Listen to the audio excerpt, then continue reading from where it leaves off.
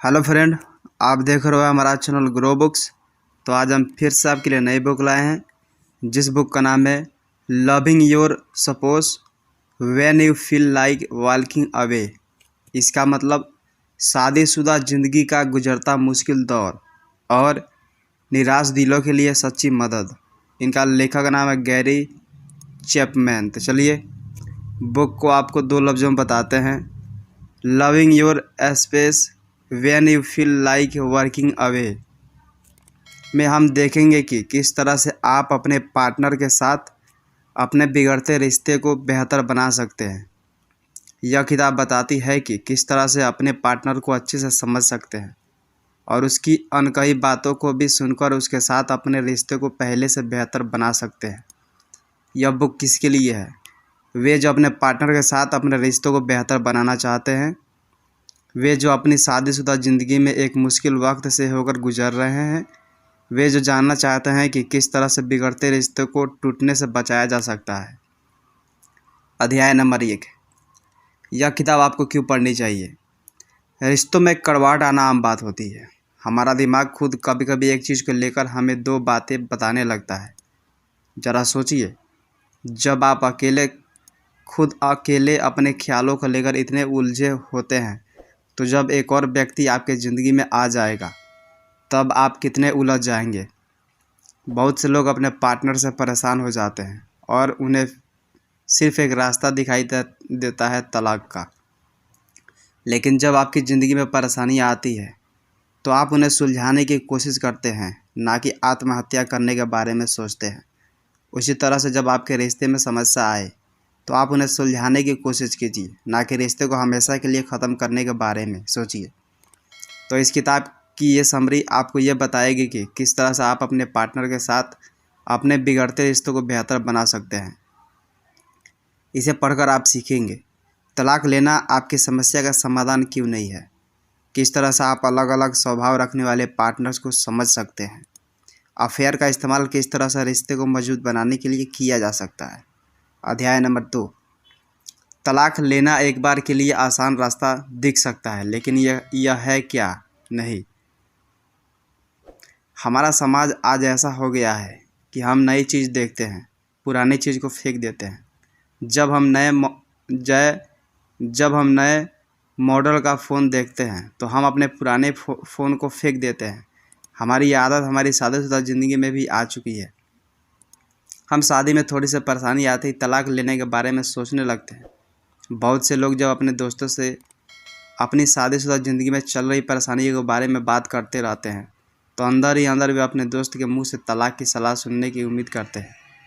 लेकिन आपका पार्टनर एक इंसान है जिसके साथ आप ज़िंदगी भर का रिश्ता जोड़ते हो, ना कि कोई सामान जिससे उबते ही आप दूसरा सामान खरीदने निकल पड़ते हो। साथ ही तलाक आपकी समस्याओं का समाधान नहीं है। इसके बाद तकलीफ़ अक्सर ज़्यादा बढ़ जाती है। अगर आपके बच्चे हैं तो आप उन्हें छोड़ नहीं सकते। अगर वे आपके साथ रहते हैं तो भी उन्हें एक पेरेंट की कमी हमेशा महसूस होगी। अगर बच्चे आपके साथ रहते हैं तो आप खुद को सारा दिन काम करते हुए पाएंगे और ऐसे में आपके बच्चे अकेले रहेंगे और उन्हें एक पेरेंट का प्यार नहीं मिलेगा। साथ ही जिन वजह से आप तलाक ले रहे हैं उन वजहों को सुलझाया जा सकता है। जब आपका शरीर बीमार होता है तो आप उसमें आग नहीं लगा देते, बल्कि उसका इलाज करवाते हैं। ठीक उसी तरह से अगर आपके पार्टनर के साथ झगड़ा चल रहा है तो यह ज़रूरी नहीं है कि उससे तलाक लेकर नए पार्टनर के साथ रहने से आपकी समस्या सुलझ जाएगी। आपको इस झगड़े का हल निकालना होगा। तलाक परेशानी से निकलने का इतना भी आसान रास्ता नहीं है। आपको अपने रिश्ते को बेहतर बनाने पर काम करना चाहिए, ना कि उसे ख़त्म करने पर। अध्याय नंबर 3। मुश्किल वक्त से बाहर निकलने के लिए आपको पॉजिटिव चीज़ों पर ध्यान देना चाहिए। आपके उदास होने से आपके आसपास के बहुत से लोग भी उदास हो जाते हैं। साथ ही जब आप उदास होने पर नेगेटिव सोचते हैं तो वो नेगेटिव सोच आपके लिए और उदासी लेकर आती है। इसलिए बुरे हालात में भी आपको यह देखना चाहिए कि आपके साथ क्या अच्छा हो रहा है। एक बात आपको अच्छे से समझ जानी चाहिए कि आपकी सोच यह तय करती है कि आप कितने खुश रहेंगे। अगर आप हर वक्त यह सोच रहे हैं कि आपके साथ क्या बुरा हो सकता है, तो जाहिर सी बात है कि आप दुखी रहेंगे, इसलिए आप पॉजिटिव सोच रखिए।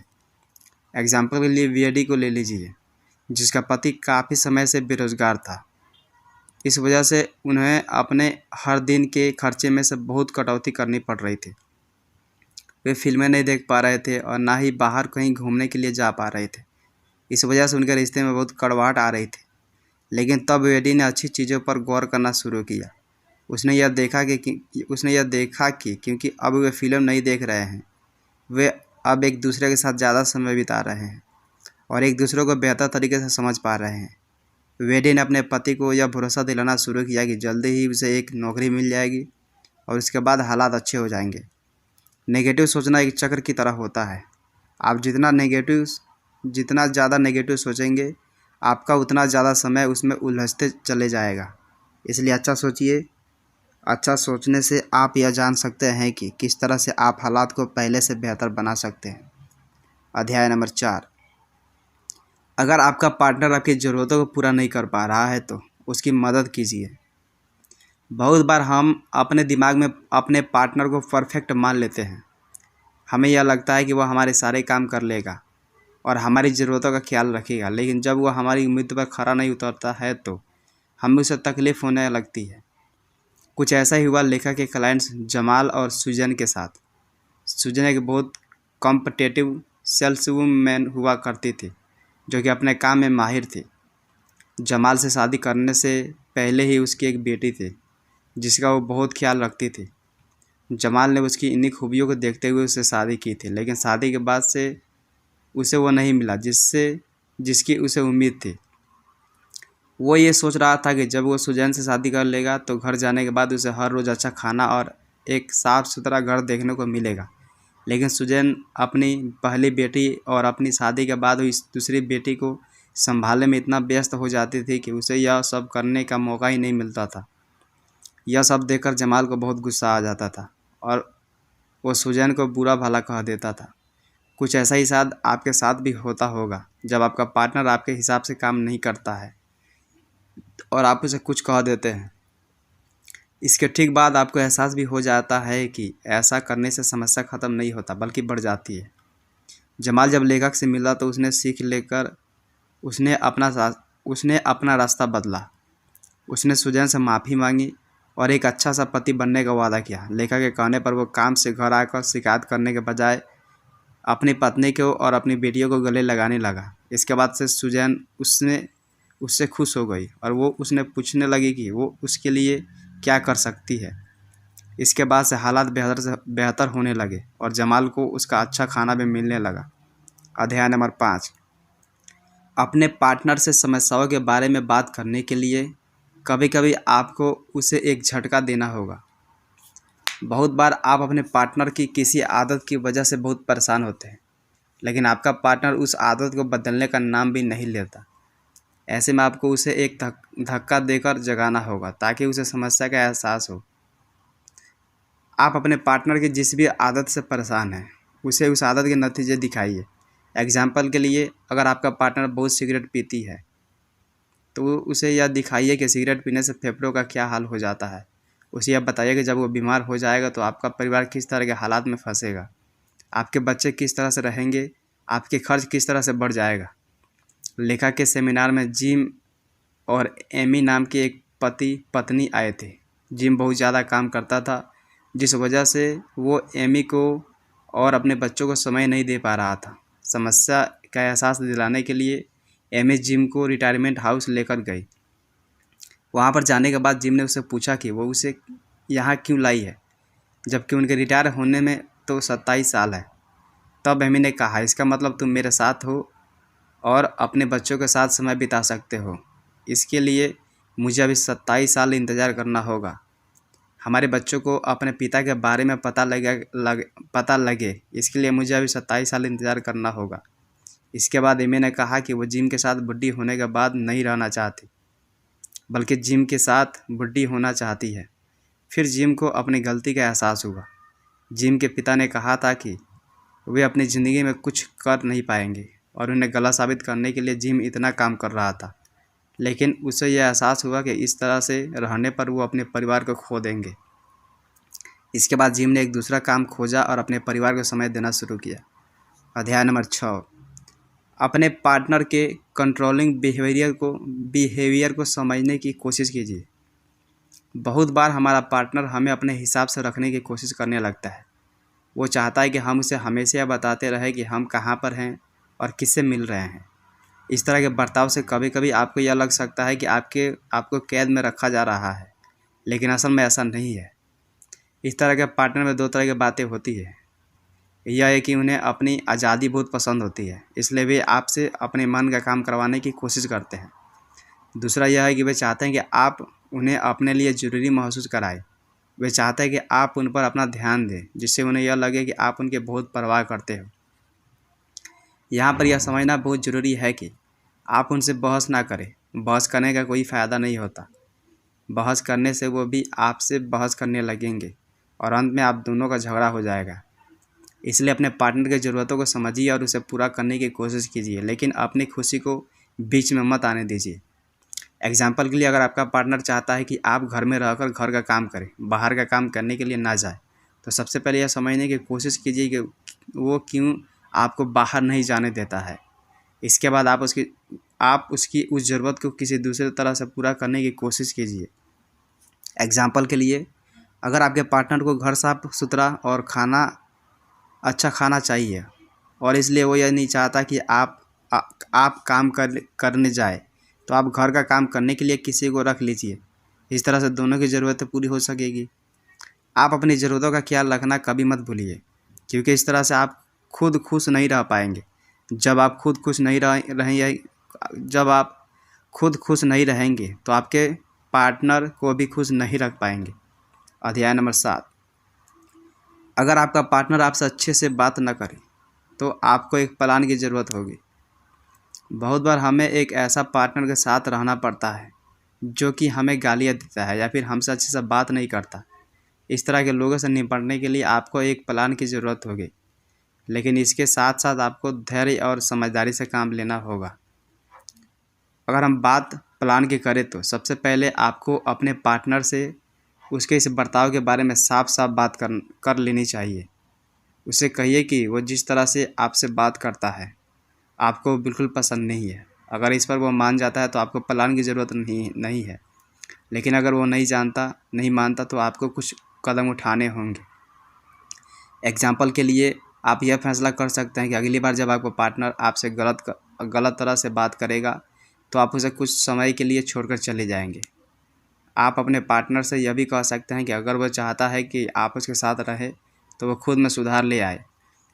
कुछ ऐसा ही किया मेगन ने अपने पति बैरी के साथ। वो बैरी की कड़वे जुबान से तंग आ गई थी और उसने यह फैसला किया कि जब अगली बार बैरी उसके साथ बुरी तरह से बात करेगा वो उसे छोड़कर अपने परिवार के पास एक हफ्ते के लिए चली जाएगी। उसने ठीक ऐसा ही किया। उसके इस बर्ताव के बाद से बैरी ने भी अपना जुबान को काबू करना शुरू किया। आपको यहाँ पर सही तरह से काम करना है। आपको उसकी तरह उसे भी गाली नहीं देनी है, क्योंकि इससे झगड़ा बढ़ जाएगा। आपको यहाँ पर बहुत सारे प्यार की ज़रूरत होगी। प्यार का मतलब सिर्फ अपने पार्टनर से ही प्यार करना नहीं है, बल्कि खुद से भी प्यार करना है। अपने प्लान पर चलने के बाद आप अपने पार्टनर से प्यार जताने के लिए एक छोटा सा गिफ्ट भी ला सकते हैं। अपने पार्टनर के साथ इस तरह के बर्ताव से छुटकारा पाने के लिए आपको उसे सहानुभूति जतानी होगी और साथ ही साथ अपनी ज़रूरतों का भी ख्याल रखना होगा। अध्याय नंबर 8, अपने शांत पार्टनर के साथ रहना बहुत मुश्किल हो सकता है। बहुत बार हमारा पार्टनर हमसे बात नहीं करना चाहता। उसके बर्ताव से हमें लगता है कि कुछ तो ठीक नहीं है, लेकिन वो हमसे इसके बारे में बात नहीं करना चाहता। इस तरह का बर्ताव करने वाले लोग अपनी भावनाओं को अच्छे से दूसरे के सामने नहीं रख पाते। साथ ही इन्हें किसी चीज़ की कमी महसूस हो रही होती है। एग्जाम्पल के लिए कैटलीन को ले लीजिए, जिसका पार्टनर क्रिस उससे बहुत दिनों से बात नहीं कर रहा था। कैटलीन को बिल्कुल समझ में नहीं आ रहा था कि वो ऐसा क्यों कर रहा है। यह सारी समस्या तब शुरू हुई थी जब कैटलीन ने क्रिस को बताया कि वो अपने 2 दोस्तों के साथ एक ट्रिप पर जा रही है। लेकिन कैटलीन को बिल्कुल नहीं पता था कि यह समस्या की वजह थी। क्रिस अपने दोस्त के साथ बहुत बार ट्रिप पर गया था और कैटलीन ने भी इस तरह से बर्ताव नहीं किया। जब भी क्रिस से बात करती, क्रिस कमरा छोड़कर बाहर चला जाता था। बाद में कैटलीन को पता लगा कि उसके बहुत से दोस्त थे, जिस वजह से क्रिस को लगता था कि वो उसकी ज़िंदगी का सबसे ज़रूरी शख्स नहीं है। कैटलीन को जब यह पता लगा कि उसे भी यह एहसास हुआ कि वह कुछ दिनों से क्रिस के साथ सही से समय नहीं बिता रही थी और बहुत सारा समय अपने दोस्तों के साथ ही बिता रही थी और क्रिस को अपना समय बहुत कम दे रही थी। जब उसे यह बात पता लगी तो उसने अपने ट्रिप पर जाने से पहले क्रिस के साथ खूब सारा समय बिताया। उसने अपने प्लान को कैंसिल नहीं किया, बल्कि उसने समस्या को सुलझाने की कोशिश की। ठीक उसी तरह से आप भी अपने पार्टनर की अनकही बातों को समझने की कोशिश कीजिए और उसे सुलझाने की कोशिश कीजिए। अध्याय नंबर 9। अफेयर को आप अपने रिश्ते को मजबूत बनाने की एक जरिया की तरह देखिए। हम एक शादी को तोड़ने वाला सबसे बड़ी वजह पर नज़र डालेंगे और वह है किसी एक पार्टनर का अफेयर होना। अगर आप इसे एक दूसरी नज़र से देखें तो आपको पता लगेगा कि इससे आप अपने रिश्ते को पहले से मजबूत बना सकते हैं। अगर आपके पार्टनर का अफेयर हो रहा है तो इसका मतलब है कि वो आपसे खुश नहीं है। इसका मतलब है कि आप उसकी किसी ज़रूरत को पूरा नहीं कर पा रहे हैं और इस वजह से वो ज़रूरत को पूरा करने के लिए किसी और के पास जा रही है। अगर आपके पार्टनर का किसी के साथ अफेयर है तो आप सबसे पहले यह देखिए कि आप उसके साथ किस तरह से बर्ताव कर रहे थे। आप यह देखिए कि आप उसकी किस ज़रूरत को पूरा नहीं कर रहे थे। इससे आपको अपने रिश्ते की कमियों के बारे में पता लगेगा। अगर आपका पार्टनर आपको माफ़ करने के लिए तैयार है तो आपको उसके साथ अपने रिश्ते को तोड़ने की ज़रूरत नहीं है। इस तरह के मुश्किल हालात से गुजरने के बाद आपको रिश्ता और मजबूत हो जाएगा। कुल मिलाकर तलाक लेना आपकी समस्या का समाधान नहीं है। इसके बाद आपको अपने बच्चों को संभालने में और अपने खर्च को चलाने में बहुत समस्या उठानी होगी। इसलिए आपको अपने पार्टनर को समझकर उसके साथ चल रही परेशानियों को सुलझाने की कोशिश करनी चाहिए। अपने पार्टनर को खुश करने के लिए कभी भी अपनी खुशी को कुर्बान मत कीजिए। आप अपने पार्टनर को तभी खुश रख पाएंगे जब आप खुद खुश रहेंगे। क्या करें? तुम के बजाय मैं कहना शुरू कीजिए। बहुत बार जब हम अपने पार्टनर से झगड़ा कर रहे होते हैं तो हम उससे कुछ इस तरह की बातें कहते हैं। तुमने मुझे धोखा दिया, तुम अब पहले जैसे नहीं रहे। ऐसा कहने पर आपके पार्टनर को यह लगने लगता है कि आप उस पर इल्ज़ाम लगा रहे हो और वह खुद को बचाने के लिए आपकी शिकायत करने लगता है। आप उनसे यह बताइए कि आपको कैसा महसूस हो रहा है। आप कहिए मुझे बहुत ठेस पहुंची या फिर मुझे अब प्यार की कमी महसूस हो रही है। आप अपनी भावनाओं को बांटिए, ना कि अपने पार्टनर पर इल्ज़ाम लगाइए।